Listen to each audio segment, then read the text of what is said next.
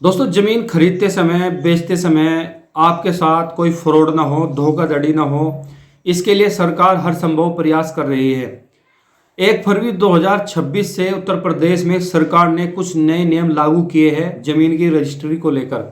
अगर आप अपनी ज़मीन का बेनामा दान पत्र या आप ज़मीन की वसीयत कराना चाहते हो, तो साथियों अब ये आपके लिए थोड़ा मुश्किल होगा। लेकिन अगर आप उस प्रोसेस को फॉलो कर लेते हैं तो आपके साथ कभी फ्रॉड नहीं होगा, चीटिंग नहीं होगा। यही सरकार का एक प्रयास है। अब सरकार ने कौन कौन से नए नियम लागू किए हैं 1 फरवरी 2026 से, जो आपको अपनी ज़मीन का रजिस्ट्रेशन कराते समय उन नियमों को फॉलो करना, मानना आपके लिए मैंडेटरी है। सारी जानकारी आपको मैं इस वीडियो में देने जा रहा हूं। इससे पहले मैं आगे बढ़ूं, आप एक प्यारा सा छोटा सा कमेंट करके बताएं आप इस वीडियो को कहां से देख रहे हैं।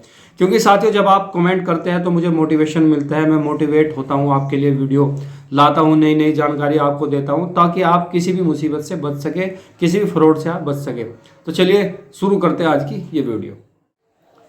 दोस्तों, 1 फरवरी 2026 से 2 नियम जिसको सरकार ने लागू किया है।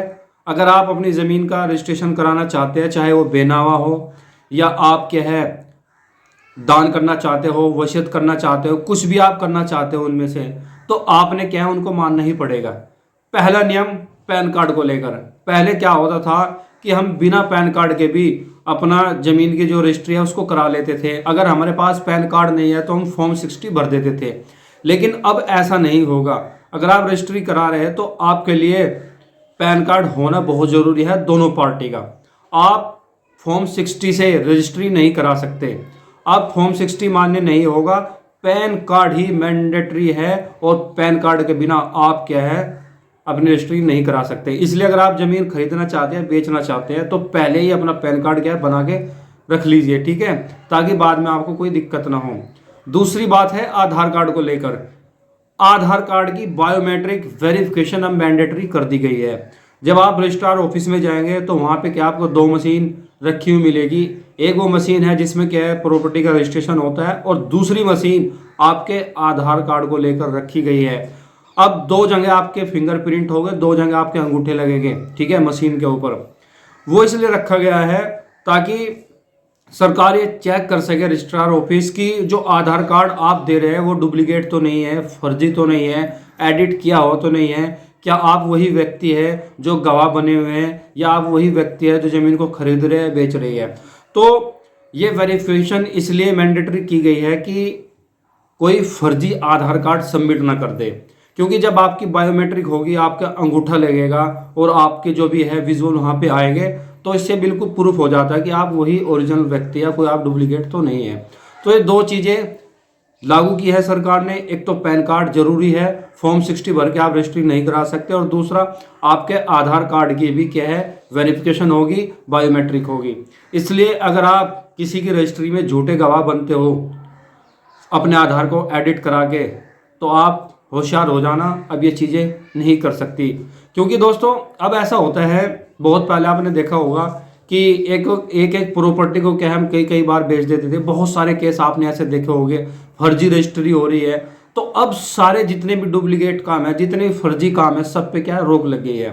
अब आप किसी को झूठा गवाह नहीं बना सकते। झूठा गवाह से मतलब है कि आप किसी भी आदमी को पकड़ा और जाके उसका आधार कार्ड लेके, फोटो लेके आप क्या है रजिस्ट्री में गवाह बना लेते थे। लेकिन तो अब तो क्या है आधार कार्ड की वेरिफिकेशन होना जरूरी है, पैन कार्ड का क्या है बनना जरूरी है। तो अगर आप अब रजिस्ट्री कराने जा रहे हो तहसील में, तो आप क्या करें, सबसे पहले आप अपने फ़ोटो, अपने आधार कार्ड, अपने पैन कार्ड साथ रखें। जिन गवाहों को आप लेके जा रहे हैं उनके भी ओरिजिनल आधार कार्ड होने चाहिए। क्योंकि ऐसा ना हो कि आप सारे डॉक्यूमेंट्स तैयार करा लें और बाद में जब आप वहाँ फिंगरप्रिंट पे जाए और वहाँ पता चले कि ये तो डुप्लीकेट आधार कार्ड है, तो एडिट किया हुआ आधार कार्ड है, फिर आप फंस जाएंगे, आपकी रजिस्ट्री भी नहीं होगी और आप क्या है जेल भी जाएंगे। तो सरकार का अच्छा कदम है। सरकार का यही प्रयास है कि हर संभव कैसे भी हो फ्रॉड को रोका जाए, फोर्जरी को रोका जाए, किसी के साथ धोखाधड़ी ना हो।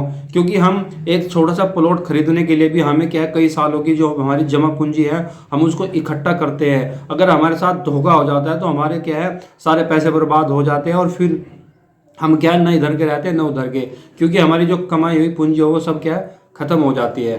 तो चलिए एक प्रोसेस में बताता हूँ कि कैसे कैसे क्या है बेनामा यानी कि ज़मीन की रजिस्ट्री होती है। सबसे पहले आप क्या करेंगे, जिस प्लॉट को आप खरीद रहे हैं दोनों पार्टी के क्या है डॉक्यूमेंट्स चाहिए, उनके फ़ोटो चाहिए, उनके आधार कार्ड चाहिए और उनके क्या है पैन कार्ड चाहिए। फिर इसके बाद आप जाएंगे तहसील में अपने वकील से, क्या आप जो भी दस्तावेज लेखक होता है उससे आप अपने डॉक्यूमेंट्स तैयार करा के जाएंगे। आप क्या रजिस्ट्रार ऑफिस के अंदर जाएंगे, वहाँ पे क्या है आपके डॉक्यूमेंट्स को चेक किया जाएगा, आपके क्या है बयान होंगे, आपसे पूछा जाएगा कि आप ज़मीन खरीद रहे हैं, कितनी है, कितने पैसों में, सब चीज़ें क्या है आपसे पूछी जाएगी।